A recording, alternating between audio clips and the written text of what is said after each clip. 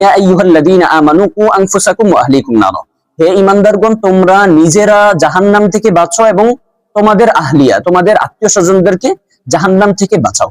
এটা আল্লাহ তাআলা কোরআনুল কারীমের মধ্যে বলেছেন। এই জন্য আশা করি বুঝতে পেরেছেন যে এই রাত্রবেলা, এই রমজানে, এই লাইলাতুল কদরে শুধু আমরা নিজে ইবাদত করলে চলবে না। শুধু আমরা যে নিজে ইবাদত করব বিষয়টা এমন না। আমাদের নিজের পরিবার যারা আছে, সদস্য ব্যক্তিবর্গ যারা আছে, তাদেরকেও আমরা আমাদের নিজের স্ত্রী, সন্তান, সন্ততি, আমাদের মা বাবা, আমাদের ভাই বোন, আত্মীয় স্বজন সবাইকে বলবো ইবাদত করার জন্য। শুধু আমি নিজে ইবাদত করলে আল্লাহ তাআলা বলছে যে তোমরা নিজে শুধু জাহান্নাম থেকে বাঁচতে চলবে না, তোমাদের আত্মীয় স্বজন ব্যক্তিবর্গদেরকেও জাহান্নাম থেকে বাঁচাও। এটাই হলো আমাদের কর্তব্য।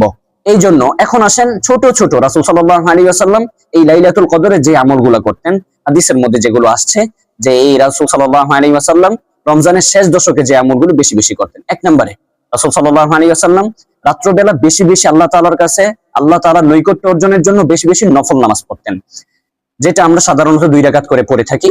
এটাই নফল নামাজ আল্লাহ তাআলার কাছে পড়তেন আল্লাহ তাআলার নৈকট্য অর্জনের জন্য। 2 নাম্বার, রাসূল সাল্লাল্লাহু আলাইহি ওয়াসাল্লাম বেশি বেশি কোরআন তেলাওয়াত করতেন।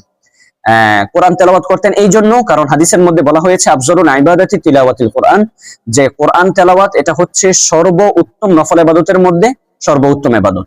তৃতীয় যে ইবাদতটা করতেন আল্লাহ তাআলার জিকিরে মশগুল থাকতেন। চতুর্থ আল্লাহ তাআলার কাছে যে ইবাদতটা করতেন সেটা হচ্ছে আল্লাহ তাআলার কাছে সব সময় তিনি দোয়ায় রোনাজারিতে মশগুল থাকতেন। চতুর্থ আল্লাহ তাআলার কাছে, পঞ্চম আল্লাহ তাআলার কাছে যে ইবাদতটা বেশি বেশি করতেন, সব সময় আল্লাহ তাআলার কাছে মুসল্লায় বসে রোনাজারি করতেন যেন আল্লাহ তাআলার নৈকট্য আরো বেশি বেশি অর্জন করা যায়। এই জন্যই তো রাসূল সাল্লাল্লাহু আলাইহি ওয়াসাল্লাম তার হাদিসের মধ্যে বলেছেন, মান কামা লাইলাতুল কদরি ঈমানান ওয়া ইহতিসাবান গুফিরা লাহু মা তাকদ্দামা মিন যামবিহি।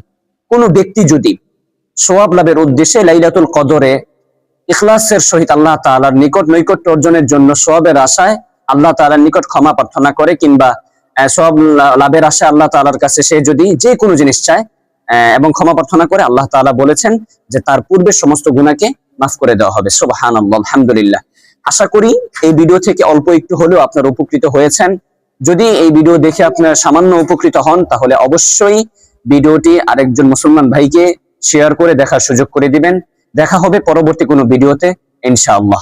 ভালো থাকবেন, সুস্থ থাকবেন, দোয়া রইল এবং আমার জন্য দোয়া করবেন। আসসালামু আলাইকুম ওয়া রাহমাতুল্লাহি ওয়া বারাকাতুহু।